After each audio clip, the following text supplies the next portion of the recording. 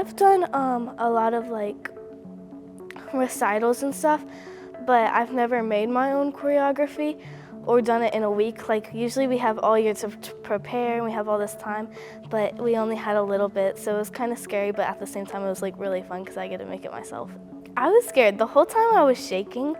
I was really scared, but I was like, worst comes to worst, I mess up and I can just do improv. But I was really scared, but at the same time I was like really excited to do it by myself and also like for everybody to get to see it. It was the Ash Wednesday service. And that's why we chose the song, because the song was about ashes. It was named Ashes by Brooklyn, and so we were kind of trying to base it off that. So my dad was like, he told me to come into a room, and he was like, Olivia, come here, and I was like, okay.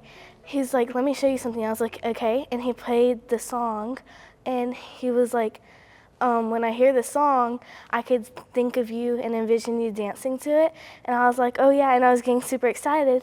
And so literally that day we started coming up with things and I was like, okay, I think I could do this. And at first we kind of just like, we're just doing some of the moves and trying to listen to the music and remember the music. The next day, because it was like late that night, we finished doing the dance in a day.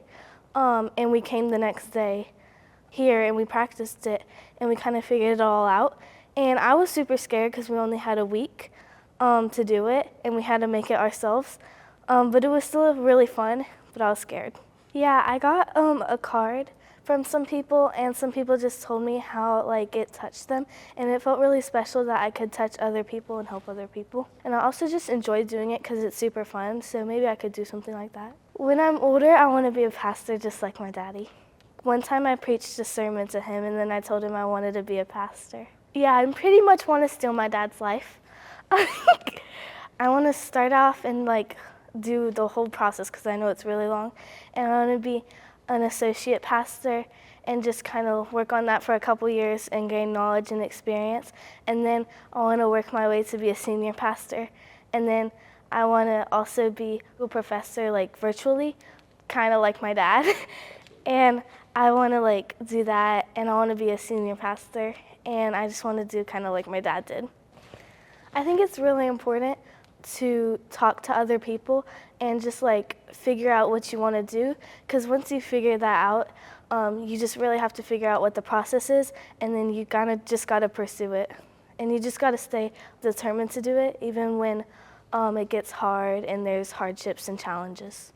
My best friend is Lila Robertson, and I met her when she came here, and she told me a story about how her grandmother, I call her Jima, her grandmother had told her about me, and she was like, here's the new kid, and she's like, she told me, she's like, oh, okay, and then once she kind of met us, she realized that we actually have a lot, and I mean a lot, and similar.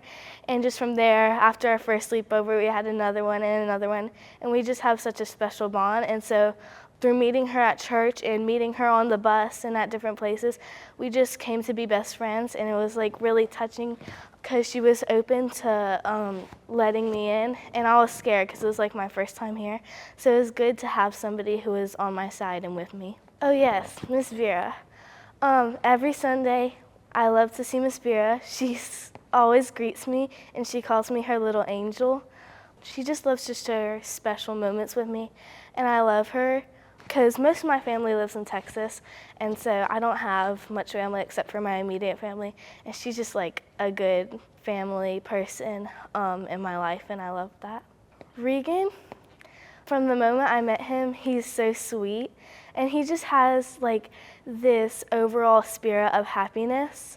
He makes me happy when I see him. His smile is so precious, and when I asked him to go to church, I didn't think like it would lead to this, but I'm so glad he's here because now our families are so close together and we just have like such a strong friendship. And the other week, he told me something so sweet. It was something along the lines of, I don't know what I would do if I never met you. And I was like, I wanted to cry right there because like that was so sweet. And he just has such like a heart that is so kind and stuff, and it makes me really happy and focus on it helps remind me to focus on the happy things in life. definitely sad to leave people here because we just have like such a close relationship to our church family here. We're all super close, but at the same time, I know we have a really good foundation here and that great things are happening, especially with the new community center being built and stuff.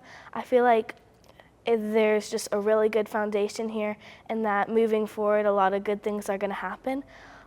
So I don't feel like, I feel like at least this place has a lot of good things going on, and I feel like it has such a good community and that it's just in a really good place. So even though it's sad to leave some of the people and it's very it's very, what's the right word? It's very bittersweet, and the people, it's like so hard to leave them, but also I know like it's not going to be our last time seeing a lot of them and that they have each other here. But I am excited to go to Alexandria. I'm excited to explore new things and like start a new chapter in our life, but I will always remember the people here. They've helped me a lot. Like, I won't forget them, and I remember how it's the little things they do that you remember.